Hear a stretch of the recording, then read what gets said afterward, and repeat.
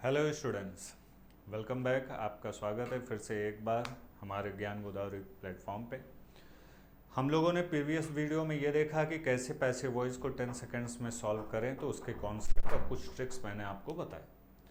लेकिन बीच में हम लोगों ने प्रैक्टिस की क्लास को रोक दिया था। लेकिन आज के वीडियो में हम जो प्रैक्टिस प्रीवियस वीडियो तक किए थे आप लोगों ने, उसी के आगे अब हम लोग करेंगे। तो आज का जो वीडियो है वो प्रीवियस ईयर प्रैक्टिस पेपर 2018 से लिए गए क्वेश्चंस हैं, उनको मैं बताऊंगा। तो इसके पहले हम लोगों ने 20 क्वेश्चन तक कवर अप कर लिया था, लेकिन अब उसके आगे से हम लोग कवर करेंगे। तो ये देखिए, पहला जो क्वेश्चन है वो है select the most appropriate antonym. कह रहा है एंटोनिम बताना है, यानी ऑपोजिट।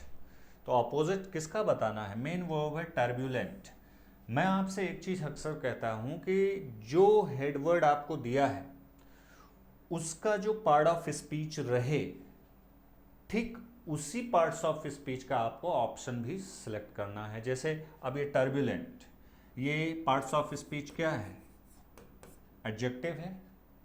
एडजेक्टिव है तो जो भी ऑप्शन हम ढूंढेंगे वो एडजेक्टिव ही ढूंढेंगे।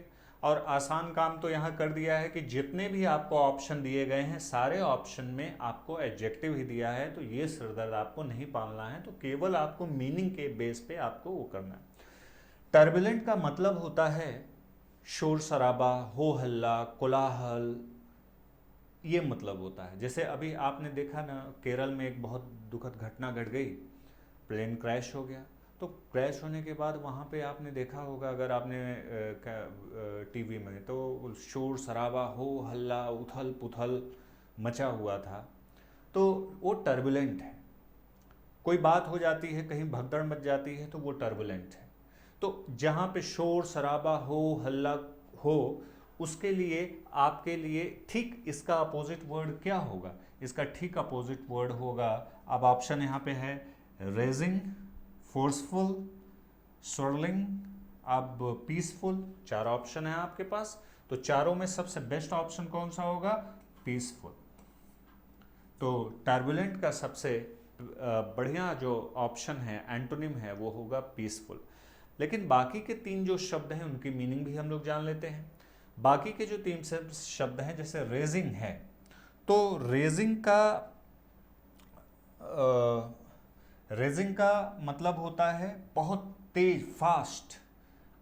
इसी से बना हुआ है रेज वर्ड। रेज में जैसे आप बहुत, मतलब स्ट्रांग फीलिंग देने वाला कोई भी चीज़ है।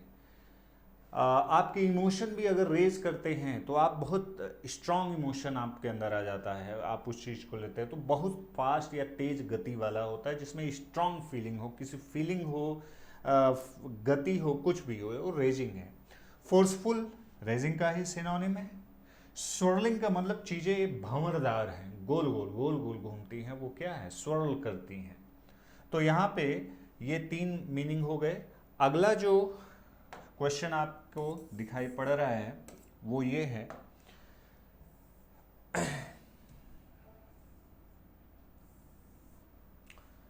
क्वेश्चन नंबर 22 है, और ये कह रहा है select the most appropriate option to substitute the underline segment in the given sentence. अब ये आपको सेंटेंस यहां से दिया हुआ है, यहां से सेंटेंस स्टार्ट है। ये सेंटेंस आपका यहां से स्टार्ट है। इंप्रूवमेंट ऑफ सेंटेंस का क्वेश्चन है, और यहां से स्टार्ट है आपका सेंटेंस। आपको सेंटेंस को इंप्रूवमेंट करना है, अंडरलाइन पार्ट है ये, यहां से सेंटेंस आपका स्टार्ट है। कह रहा है for most people a 6 figure salary was unimaginable 2 decades एगो। अब आपको अंडरलाइन पार्ट केवल इतना दिया, यानी ये कह रहा है कि पूरे सेंटेंस में कहीं कोई गलती नहीं है। आपको कंसिडर करना है तो कहां करना है? केवल मोस्ट पीपल में करना है। अगर आपको लगता है कि इस पार्ट में कोई ग्रामेटिकल फॉल्ट है, तब आप क्या करेंगे? नीचे दिए गए ऑप्शन में किस ऑप्शन से इंप्रूव किया जा सकता है? ऑप्शन ए से किया जा सकता है, बी से किया जा सकता है, सी से, किस से किया जा सकता है, आपको देखना है। लेकिन अगर आपको लगता है कि जैसा लिखा है वैसा ही सही है, तब आपको हमेशा कौन सा ऑप्शन सेलेक्ट करना है जिसमें लिखा हो नो इम्प्रूवमेंट। तो यहां पे आप देखिए मोस्ट पीपल, क्या ये ग्रामेटिकली रॉन्ग है? क्या ये ग्रामेटिकली रॉन्ग है? तो जी नहीं, मोस्ट पीपल एकदम सही है। तो ये जो पार्ट है अंडरलाइन पार्ट, इसमें कहीं कोई एरर नहीं है, तो इसका जो करेक्ट ऑप्शन होगा वो करेक्ट ऑप्शन कौन सा होगा? Option number D, no improvement. Option number A भी सही हो सकता था, ऑप्शन ए सही हो जाता अगर पीपल के पहले यहां पे क्या लगा देता, ये article the, most of the people, क्योंकि मोस्ट ऑफ के बाद या किसी भी सुपरलेटिव डिग्री के बाद जो भी नाउन आता है उसके पहले आर्टिकल द लगाते हैं। तो यहां पे ये चीजें हैं। आते हैं बेटा नेक्स्ट क्वेश्चन में, क्वेश्चन नंबर 23। यहां से आपका क्वेश्चन नंबर 23 दिखाई पड़ रहा है और होपफुली आप स्क्रीन पे देख भी पा रहे हैं, और कह रहा है कि select the correct passive form of the given sentence. तो कह रहा है कि गिवन सेंटेंस का पैसिव फॉर्म आपको सेलेक्ट करना है। तो पैसिव फॉर्म सेलेक्ट करने के लिए अब आपको क्या करना है? मैं आपसे कल बताया था, एक ट्रिकी वीडियो आपके लिए, आपको इसके लिए दिया था। मैंने कहा था सबसे पहले आप ये फोकस करो कि इस सेंटेंस में जो सेंटेंस दिया है, पहली बात तो आपका आधा सिरदर्द कम हो गया, वो ये कि आपसे साफ साफ कह दिया है पैसिव वॉइस फाइंड आउट करो। क्या करना है? पैसिव वॉइस, यानी ये सेंटेंस एक्टिव वॉइस है। अगर कभी कभी क्या होता है सेंटेंस में कहता है कि following sentence are given in active, और ऐसे लिख देता है पैसिव, और जब ऐसे लिख देता है तब सरदर्द हो जाता है। तब आपकी जिम्मेदारी बन जाती है सेंटेंस को समझ देखना और ये समझना कि वो एक्टिव में है या पैसिव में है। एक्टिव है तो पैसिव वाला ऑप्शन सेलेक्ट करना है, पैसिव है तो एक्टिव वाला ऑप्शन सेलेक्ट करना है, ये आपकी रिस्पॉन्सिबिलिटी हो जाती है। बहरहाल यहाँ पे आपका समस्या एकदम कम हो गया है। कह रहा है कि पैसिव, करेक्ट पैसिव ढूंढिए। तो करेक्ट पैसिव वॉइस ढूंढना है आपको। अब करना ये है कि आपको मैं कहता हूं कि सबसे पहले फोकस करो वर्ब पे, वर्ब पे फोकस करो। तो इस पार्ट में, इस सेंटेंस में वर्ब कौन है? यहां पे है वर्ब, ब्रोक। अब अगर मैं कहूं कि ये ब्रोक कौन से टेंस में है, तो आप कहेंगे सर ये पास्ट इंडेफिनिट है। क्या है?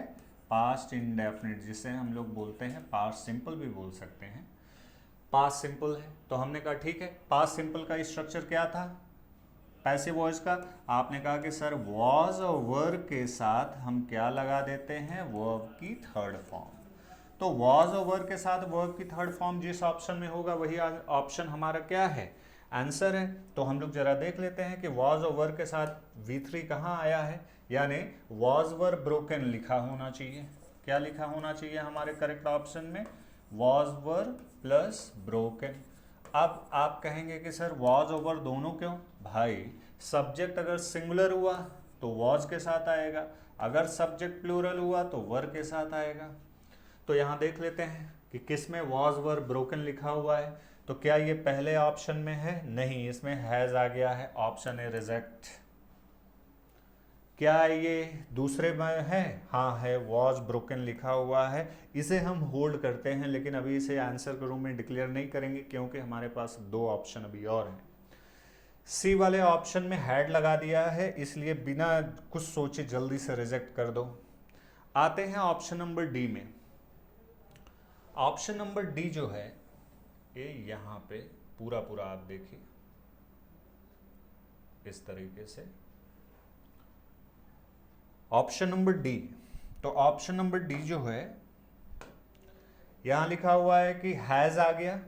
तो हैज आ गया तो जाहिर सी बात है कि हम लोग हैज को तो पास्ट वॉज ब्रोकन, हमने आपसे कहा था कि वॉज ब्रोकन चाहिए, तो ऑप्शन डी भी नहीं सही है, ऑप्शन ए में भी नहीं है क्योंकि हैज आया है, ऑप्शन बी वॉज ब्रोकन आया है, मैंने होल्ड करने के लिए बोला था, ऑप्शन सी में हैड है, ये भी नहीं होगा। यानी चार ऑप्शन में से तीन एलिमिनेट हो गए, तो बचा कौन? Option B. इसका क्या है? बी राइट आंसर है।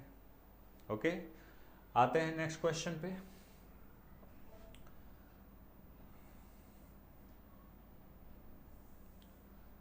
ये क्वेश्चन आपके सामने स्क्रीन पे फ्लैश कर रहा है,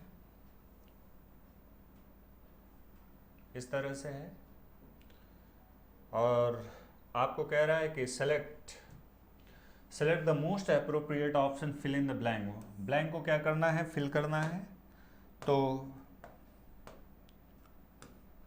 ब्लैंक को फिल करना है, तो देख लेते हैं क्या आएगा। I have visited several places in India but, फिर ब्लैंक है, the Andaman and Nicobar island yet. अब देखिए येट आ गया है। अगर आपने ग्रामर पढ़ा होगा तो आप जानते हैं कि येट से रिलेटेड सेंटेंस किस में लिखा जाना चाहिए, प्रेजेंट परफेक्ट में। किस में लिखा जाना, प्रेजेंट परफेक्ट। और प्रेजेंट परफेक्ट का स्ट्रक्चर क्या है, हैज और हैव के साथ पेयर किसका बनेगा, वर्ब के थर्ड फॉर्म का। तो जरा देख लेते हैं, हैज हैव के साथ V3 किस में आया है। ये देखिए, haven't been visiting, present perfect continuous नहीं होगा, ये पास्ट इंडेफिनिट नहीं होगा, ये वाला ऑप्शन है, हाँ है। इसके बाद वाला ऑप्शन देख लेते हैं, इसको होल्ड करके, डोंट लगा है, ये भी नहीं होगा। तो करेक्ट ऑप्शन क्या होगा, ये होगा। मीनिंग भी अच्छा दे रहा है और सेंटेंस भी करेक्ट है। ओके, आते हैं नेक्स्ट क्वेश्चन में।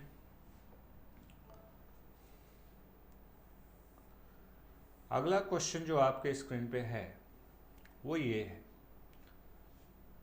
आपसे कहा जा रहा है कि select the most appropriate word for the given group of words.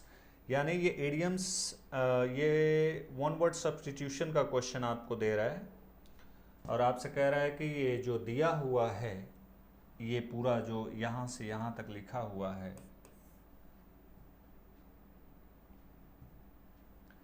ये यहाँ से यहाँ तक लिखा हुआ है,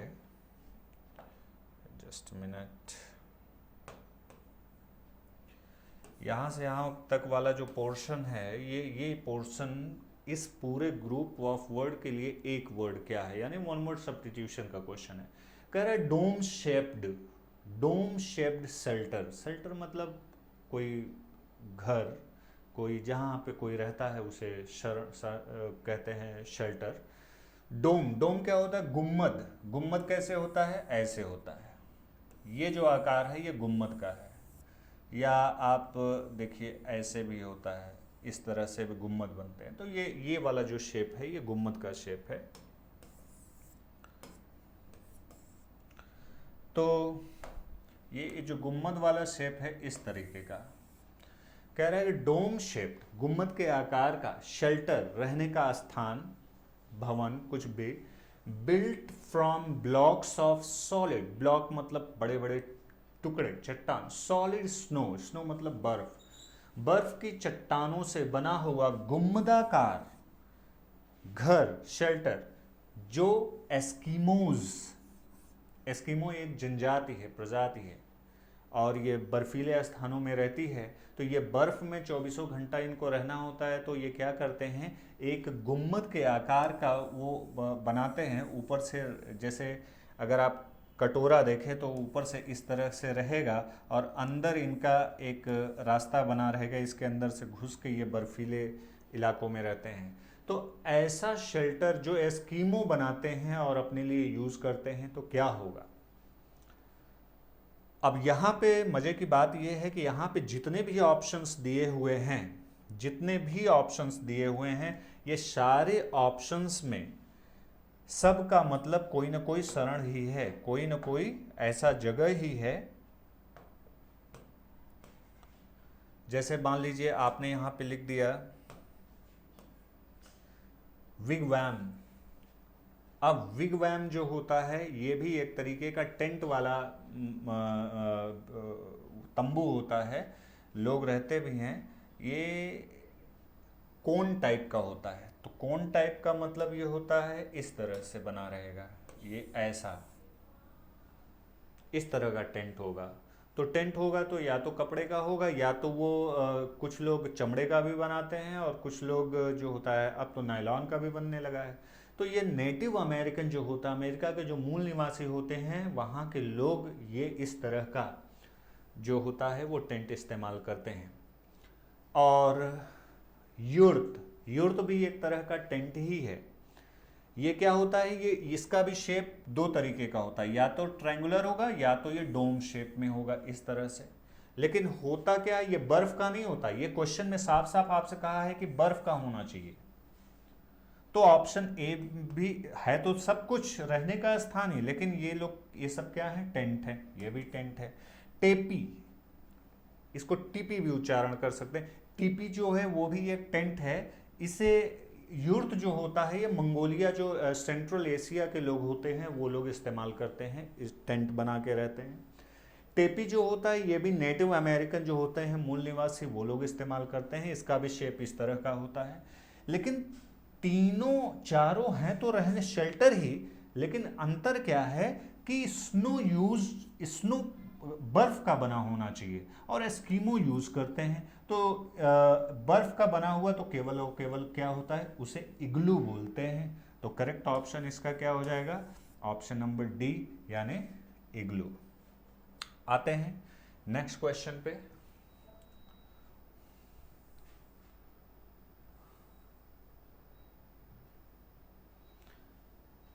ये क्वेश्चन आपके सामने दिखाई पड़ रहा है और इसमें कह रहा है कि select the most appropriate meaning, select the most appropriate meaning of the given idiom. यहां से क्वेश्चन शुरू है आपका, और यहां से क्वेश्चन शुरू है। तो यहां पे अंडरलाइन कर दिया है टुक डियर हील्स। ये इडियम्स हैं, ये इडियम्स हैं। तो इडियम्स है, तो इस इडियम का मतलब क्या होता है, टुक लिखा हुआ है तो ये पास्ट में लिखा हुआ है, ये एक्चुअल में क्या है, इस तरह से है, टेक टू डियर हील। ये ओरिजिनल है। ये डियर की जगह वंस भी लिखा रहता है ओरिजिनल वाले में, वंस हील। इसका मतलब क्या होता है, देखिए इसका मतलब होता है, देखिए पहले कभी कभी तो आपको या तो एग्जैक्ट पता हो कि इस अंडरलाइन वाले इडियम की मीनिंग क्या है, और अगर मान लीजिए नहीं पता है तो कम से कम आपको सेंटेंस से मीनिंग निकाल लेनी चाहिए कि इसका क्या हो सकता है। The trouble makers took to their heels when they saw the police coming. Police को जब उन लोगों ने आते देखा तो जो ट्रबल समस्या उत्पन्न करने वाले लोग थे वो क्या किए। अब आप इमेजिन कर, क्या पुलिस को आते देख के लोग क्या करते हैं, भागते हैं, छिपते हैं। तो भाग जाना, तो यहाँ पे करेक्ट ऑप्शन क्या होगा, रैन अवे। तो करेक्ट ऑप्शन क्या है, option B, ran away. Okay, आते हैं नेक्स्ट क्वेश्चन पे।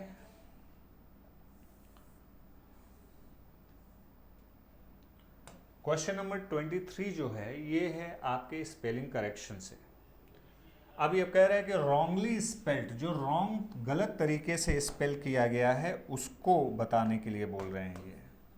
तो गलत तरीके से कौन सा सही है, पहला है मेडिवल, ये भी सही तरह से लिखा हुआ है, इसकी भी स्पेलिंग सही है। मेजर की भी स्पेलिंग सही है, इसमें कोई गलती नहीं है। मैगजीन की भी स्पेलिंग सही है, इसमें कोई गलती नहीं है।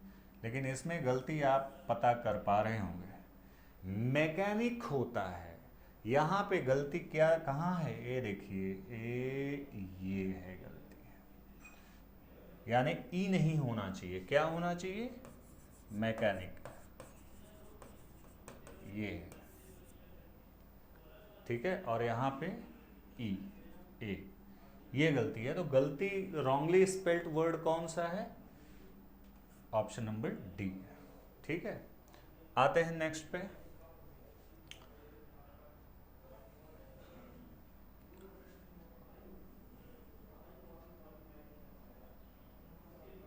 ये क्वेश्चन आपसे पूछ रहा है कि किस पार्ट में ग्रामेटिकल एरर है। तो देख लेते हैं किस पार्ट में। यहां से सेंटेंस आपका शुरू हुआ है,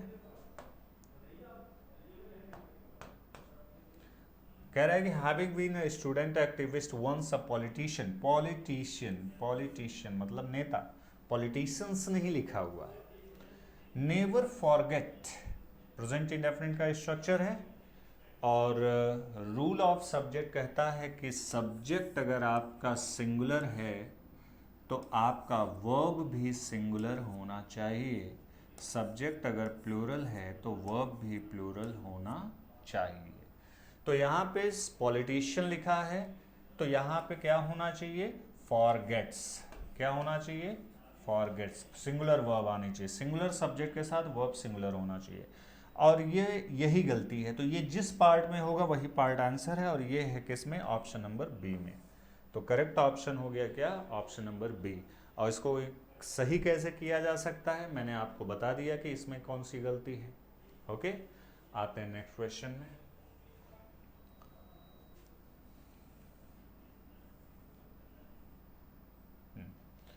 एक बार फिर से पैसिव वॉइस का क्वेश्चन आपकी स्क्रीन पे फ्लैश कर रहा है, और आपसे कहा जा रहा है कि भाई ये जो क्वेश्चन है, अब पैसिव फॉर्म सेलेक्ट करना है, यानी आपसे ये बता दिया कि ये एक्टिव वॉइस है। एक्टिव वॉइस है तो मैं आपसे अक्सर कहता हूँ कि क्या ज़रूरत है पूरा का पूरा सेंटेंस पढ़ने का, ऑप्शन पढ़ने का, उसको इधर उधर करने का, कुछ मत करो। अटैक करो किस पे, वर्ब पे। वर्ब कौन सा है, अनॉयस, बिल्कुल सही है।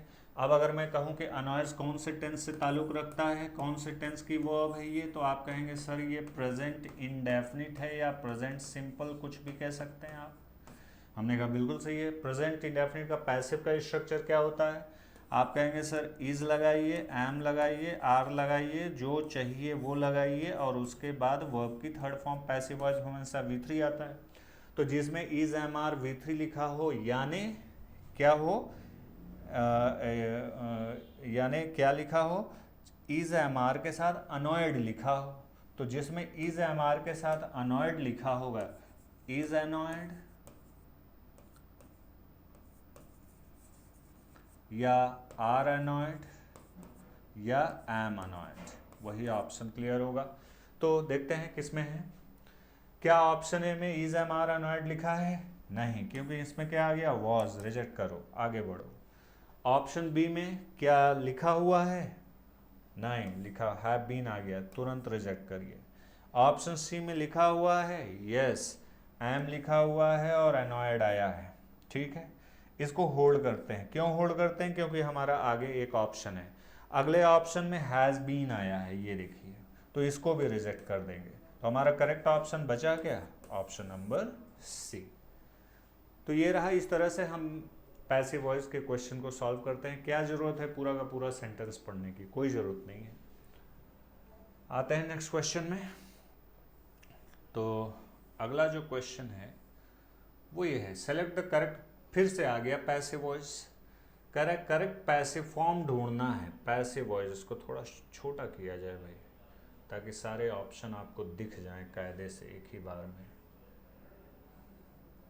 तो ये हो गया आपके पैसिव वॉइस। करेक्ट नीचे में कर देता, पूछ रहा है कि करेक्ट पैसिव वॉइस आपको ढूंढना है, करेक्ट पैसिव वॉइस। तो करेक्ट पैसिव वॉइस आपको फाइंड आउट करना है। तो पैसिव वॉइस फाइंड आउट करना है तो उससे पहले हम लोग देख लेते हैं कि सेंटेंस हमारे क्या क्या हैं। तो सेंटेंस यहाँ पे दिया हुआ है,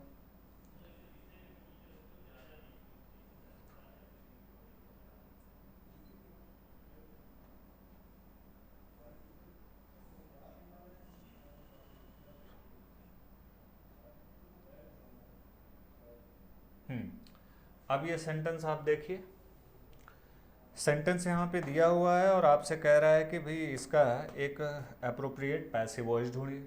मैं आपसे फिर से कहूँगा, आप सीधे अटैक किस पे बोलो, वर्ब पे बोलो। वर्ब कहाँ है, हैज़ इंडक्टेड, बिल्कुल सही। कौन से टेंस है, प्रेजेंट परफेक्ट, प्रेजेंट परफेक्ट का है। अब प्रेजेंट परफेक्ट का पैसिव स्ट्रक्चर क्या होता है, आप कहेंगे सर हैज़ और हैव के साथ आपको क्या लगाना है, वर्ब की थर्ड फॉर्म। लेकिन एक काम उसमें और करना होता है, वो क्या लगाना होता है, बीन, यानी जिसमें हम पैसिव वॉइस में हैज़ हैव बीन और वर्ब के थर्ड फॉर्म का इस्तेमाल करें, वही हमारा आंसर होगा। तो चलिए रूल ऑफ एलिमिनेशन लगाते हैं। यहाँ विल आया, कुछ मत देखो, कर दो गलत है। ऑप्शन नंबर बी में आओ, यहाँ पे वर आ गया, हमको चाहिए हैज़ बीन, इसे रिजेक्ट कर दो, कुछ मत देखो, कोई ज़रूरत नहीं है पूरा पढ़ने की।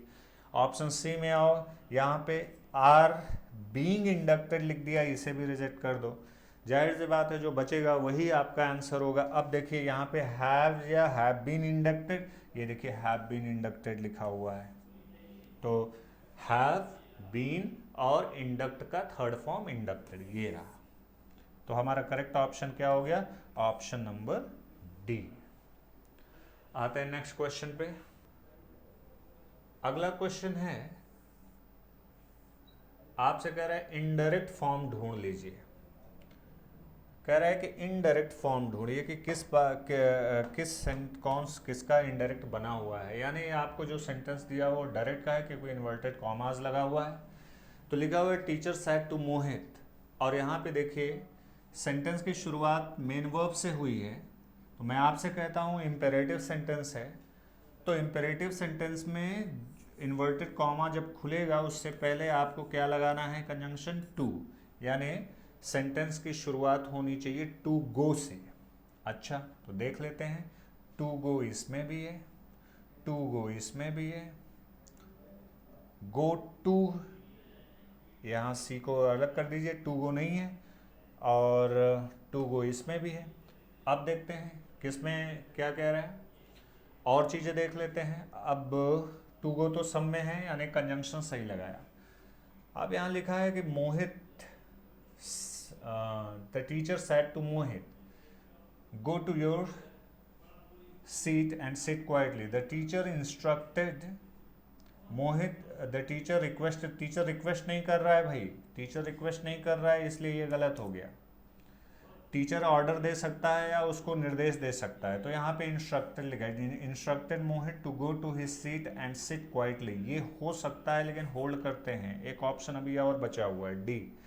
The teacher told Mohit to go to your seat. देखिए ऑप्शन डी गलत हो गया, ऑप्शन बी करेक्ट है। ऑप्शन डी सही हो जाता अगर यहाँ पर योर की जगह हिज होता, लेकिन इसने योर लिख दिया है इसलिए ये गलत हो गया ऑप्शन डी भी।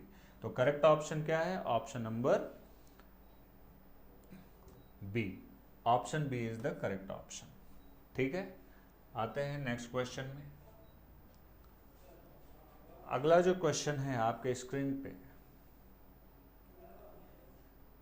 फिल इन द ब्लैंक्स का क्वेश्चन है, और आपसे कह रहा है कि इसे आप फिल करिए। किससे करेंगे? Wondering, wondered, to wonder, wonder. मतलब ये वंडर का ही अलग अलग पार्ट ऑफ स्पीच आपको दिया गया है, और आपसे कहता है कि इसमें अगर कोई गलती हो, कौन सा सुटेबल वर्ड होगा तो बताइए। The rescue team dug out a soldier from the snow. Dug out the soldier from the snow, how he could survived, he could have survived for the 7 days buried under। तो इसका correct option आपने जो select किया है, अब आप match करिए कि क्या होगा। पहली चीज तो यहाँ पे देखिए डग आउट लिखा हुआ ऑलरेडी, आपके पास एक वर्ब आ चुका है। रूल कहता है कि जब ऑलरेडी हम एक वर्ब ले चुके हैं तो दूसरी वर्ब जो होगी वो हमेशा नॉन फाइनाइट वर्ब होगी। जैसे मैं कहूँ I went to कानपुर। अब देखिए आगे फिर अब एक वेंट आ गया ना, अब आगे जो भी वर्ब मैं लगाऊंगा वो कोई ना कोई नॉन फाइनाइट वर्ब ही होगा। I went to Kanpur to see my friend। ठीक है ना। अब यहाँ पे क्या क्या आना चाहिए? पहली चीज़ तो यहाँ पे डग आउट दिया हुआ ऑलरेडी एक वर्ब है, तो यहाँ पे टू वंडर नहीं हो सकता है क्योंकि ये फिर से रॉन्ग हो जाएगा, ये इन्फिनेटिव है तो part of speech he, I am sorry, ये है नॉन फाइनाइट वर्ब ही, लेकिन इसको नहीं लगाएंगे। हम क्या लेंगे? वंडरिंग लेंगे। क्यों? क्योंकि ये प्रेजेंट पार्टिसिपल है और ये सही मीनिंग भी दे रहा है और इसका स्ट्रक्चर भी सही है। The rescue team dug out a soldier, उसने बचाव जो टीम थी उसने सैनिक को डग आउट मतलब खोद के निकाला। कहाँ से निकाला? फ्रॉम द स्नो, उसके ऊपर बर्फ जमी हुई थी तो वहाँ से वो क्या करता है? उसको निकालता है। फ्रॉम द स्नो वंडरिंग, आश्चर्य में रहते हुए उन लोगों ने निकाला। ठीक है ना। How he could have survive for 7 days, कैसे सर्वाइव किया होगा 7 डेज। तो यहाँ पे आश्चर्य के साथ वंडरिंग जो शब्द है वो सबसे उपयुक्त शब्द है। हमेशा याद रखिए कि जब भी एक वर्ब दे दे तो दूसरी वर्ब जो आएगी वो हमेशा नॉन फाइनाइट वर्ब ही होगी। नॉन फाइनाइट वर्ब में इन्फिनेटिव है, पार्टिसिपल है, जेरेंड है। ठीक है, ओके। आते हैं नेक्स्ट क्वेश्चन में। अगला क्वेश्चन है ये, select the most appropriate sequence from the option make a meaningful paragraph from jumbled sentence. अब यहाँ पे आपको कह रहा है कि ये जम्बल्ड पैराग्राफ है भाई, इस तरीके से जम्बल्ड पैराग्राफ आपको दे दिया है। तो जम्बल्ड पैराग्राफ मतलब सीक्वेंस इधर उधर करके दे दिया है। तो सेंटेंस को हम लोग देखते हैं। 4 सेंटेंस आपको दिए हुए हैं, थोड़ा सा इसको बड़ा किया जाए।